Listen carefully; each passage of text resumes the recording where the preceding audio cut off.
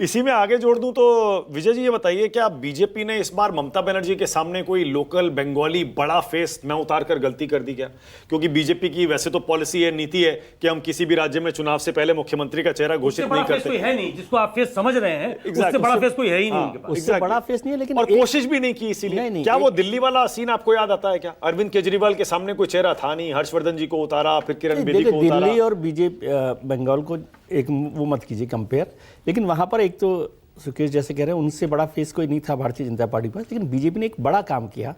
यदि 2000 जो पिछला इलेक्शन 2021 का इलेक्शन, वो इलेक्शन में ममता बनर्जी का जो सबसे बड़ा ताकत थी वो थी बाहरी वाला, बंगाली वर्सेस गैर बंगाली, जो भारतीय जनता पार्टी को वो गैर बंगाली पार्टी साबित करने में लगी रही और साबित कर दिया उन्होंने।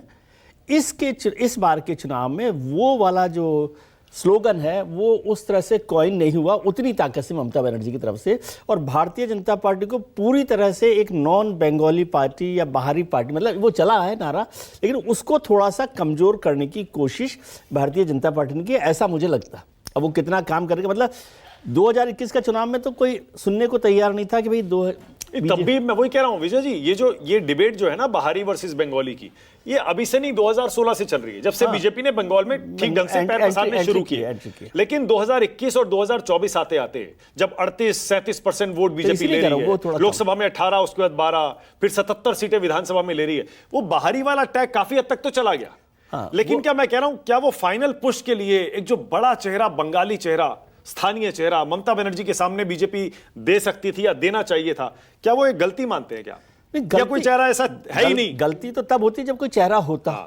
जो चेहरा था वो भी ममता जी से लाए थे, अब आप दूसरा चेहरा लाने। दूसरी जगह भवानीपुर से उतार के शुभेंदु अधिकारी को उन्होंने प्रोजेक्ट करने की कोशिश, और वो हेड ऑन किया है ना, हेड ऑन किया है उनको, भवानीपुर से उतार के उसको बड़ा बनाने की कोशिश की शुभेंदु को, घोषणा न करते हुए। हाँ। ये घोषणा ही है एक तरीके से कि वो बड़ा, और प्रधानमंत्री कह चुके हैं कि 294 सीटों पे मैं लड़ रहा हूं, मुझे देखकर वोट करें। तो फिर प्रधानमंत्री आगे आ गए ना, तो प्रधानमंत्री जब वो चेहरा पीछे हो गया ना, प्रधानमंत्री जी ने प्रधानमंत्री और शुभेंदु अधिकारी वाकई क्या उनको हम इतना बड़ा चेहरा मानते हैं कि वो ममता बनर्जी का ममता बनर्जी को उन्होंने हराया, और ये हेड ऑन जो करने की जो एक्सरसाइज की ना, उससे उनको शुभेंदु को बड़ा नेता बना दिया भारतीय जनता पार्टी ने। यदि वो भवानीपुर से नहीं लड़ते तो हो सकता है वो ममता जी की बराबरी के लीडर नहीं होते, ये बात। और जो प्रदीप गुप्ता जी ने जहां बात शुरू की और सुकेश ने जहां खत्म की, वो जो डीवीटी है, direct benefit transfer, direct vote transfer जो स्कीम्स है, तो वो है ना बहुत काम आती है। तो वो